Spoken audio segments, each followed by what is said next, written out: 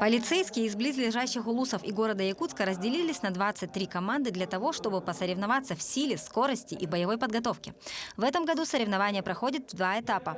На первом команды состязались в огневой подготовке, стреляли из пистолета Макарова с расстояния 25 метров. Второй этап – военизированная эстафета.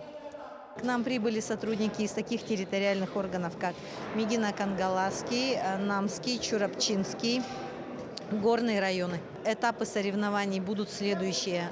Неполная сборка, разборка пистолета Макарова, автомата Калашникова, силовые упражнения, упражнения на скорость.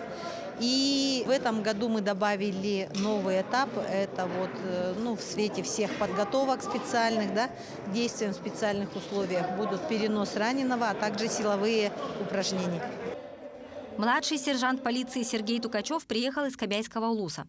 В органах внутренних дел он служит первый год, поэтому в традиционных соревнованиях участвует впервые.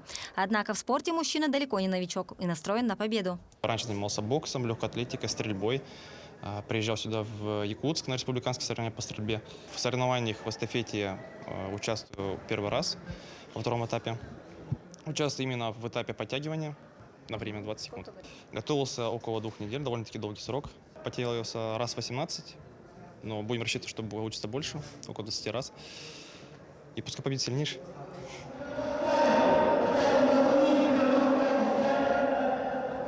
По итогам этой нелегкой борьбы сильнейшими среди полицейских признано Управление по контролю за оборотом наркотиков.